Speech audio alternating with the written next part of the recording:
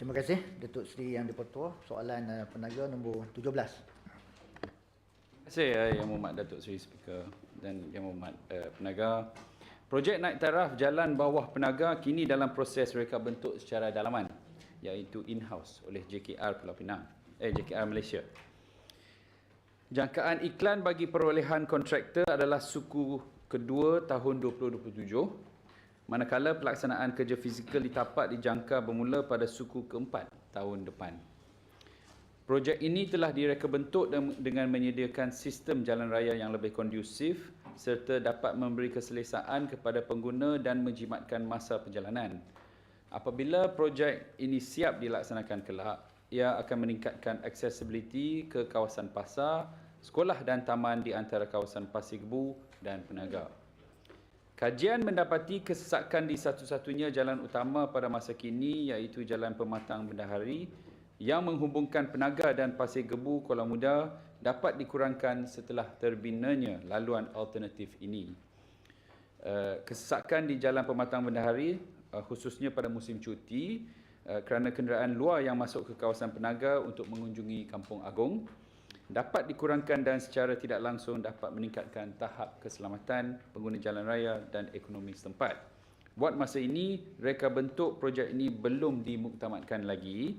Sehubungan itu, JKR belum lagi memulakan sesi libat urus bersama penduduk setempat. Oleh yang demikian, maklum balas secara terperinci berkenaan libat urus dengan penduduk masih belum diterima buat masa ini. Terima kasih. Terima kasih Yang Berhormat Tanjung Bunga atas jawapan yang diberi. Untuk makluman Tanjung Bunga, projek ini memang sangat penting dan mustahak kepada warga Penaga.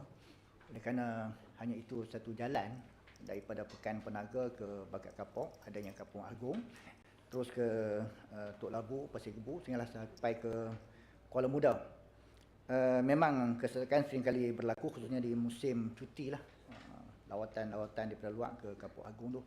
Jadi penduduk minta supaya disegerakan. Apapun jawapan yang diberi tadi, kalau boleh dilihat kepada reka bentuk dan juga libat urus tu disegerakan. Pertemuan dengan pihak-pihak yang terbabit khususnya para penduduk ataupun karya di situ, kalau disegerakan, kurang-kurangnya makluman ini ada juga di pihak yang terlibat. Jadi taklah semua merujuk kepada Pusat Khidmat Daya. Terima kasih. Terima kasih Yang Berhormat. Sebaik saja siapnya reka bentuk, maka JKR akan memulakanlah proses libat urus kerana kalau tak silap saya ada pengambilan tanah yang kemungkinan perlu dilaksanakanlah. Dan pengambilan tanah itu mungkin akan menjejaskan beberapa buah rumah. Tapi kita tunggu dulu sampai dapat reka bentuk yang muktamad. Kemudian kita akan mulakan proses. Terima kasih Yang Berhormat. Terima kasih.